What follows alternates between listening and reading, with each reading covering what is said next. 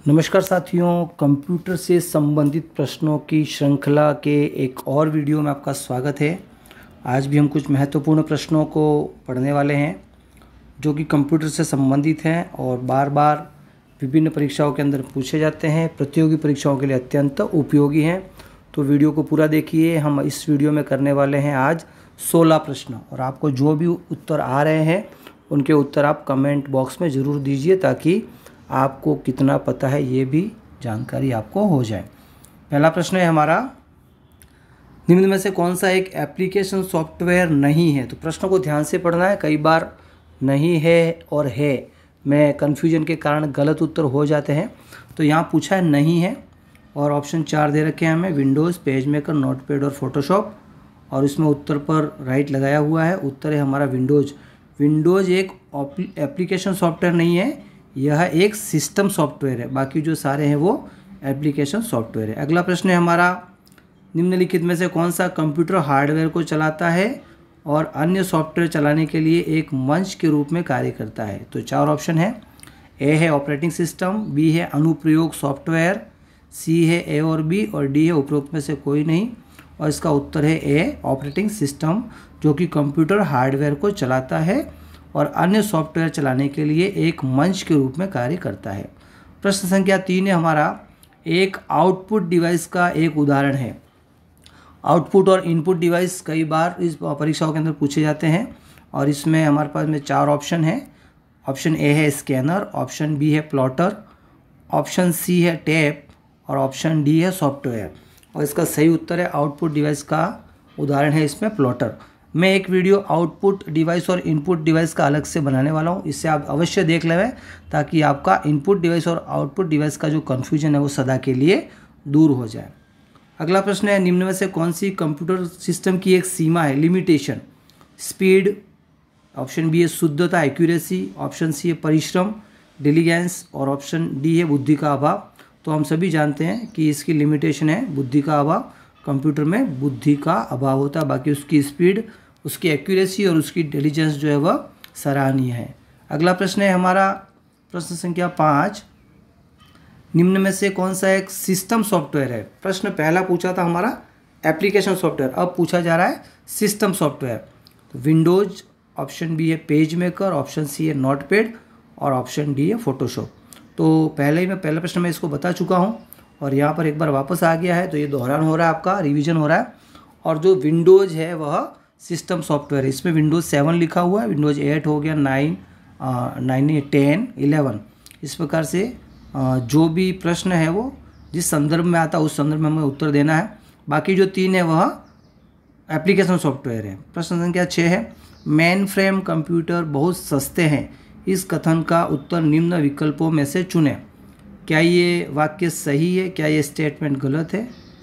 तो इसका उत्तर है कि यह स्टेटमेंट गलत है। 2 ही ऑप्शन दिए हुए हैं।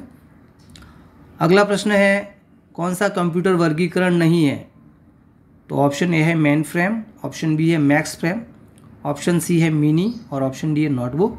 तो इसमें से कंप्यूटर का क्लासिफिकेशन में नहीं आता वह है ऑप्शन बी, मैक्स फ्रेम। अगला प्रश्न है, सबसे तेज कंप्यूटर कौन सा है। ये बार बार प्रश्न पूछा जाता है, पुराने हमारे वीडियो में भी ये प्रश्न आ चुका है। तो उसका पहला ऑप्शन है main frame computer, option B है माइक्रो कंप्यूटर, ऑप्शन सी है वर्क स्टेशन और ऑप्शन डी है सुपर कंप्यूटर। तो जैसा इसके नाम से वह पता चल जाता है कि जो सुपर है वह फास्ट है, तो यह सुपर कंप्यूटर जो सबसे फास्ट कंप्यूटर है। अगला प्रश्न है हमारा, डेजीविल प्रिंटर का एक प्रकार कौन सा है। ए है option matrix printer, option B है इम्पैक्ट प्रिंटर, ऑप्शन सी है लेजर प्रिंटर और ऑप्शन डी है मैनुअल। तो इसका सही उत्तर है इम्पैक्ट प्रिंटर जो है वह डेजीविल प्रिंटर का एक प्रकार है। अगला प्रश्न है, निम्न में से कौन सी मेमोरी प्रति सेकंड कई बार रिफ्रेश होती है। तो मेमोरी के जो हमारे प्रकार है वॉलेटाइल और नॉन वॉलेटाइल मेमोरी, तो उसमें से कौन सी ऐसी मेमोरी है जो कई बार रिफ्रेश होती है। तो ऑप्शन ए है स्टैटिक रैम, ऑप्शन बी है डायनेमिक रैम, ऑप्शन सी है ईपी रोम और ऑप्शन डी है रोम। और इसमें उत्तर पर सही टिक लगाया हुआ है। डायनेमिक रैम एक ऐसी मेमोरी है जो प्रति सेकंड कई बार रिफ्रेश होती है। अगला प्रश्न है, रैम से अधिकाधिक प्रयोग में ली जाने वाली जानकारी को संग्रहित करने के लिए कौन सी मेमोरी का उपयोग किया जाता है। प्रश्नों को हमेशा परीक्षा के अंदर ध्यान से पढ़ना है और 2 बार पढ़ना है।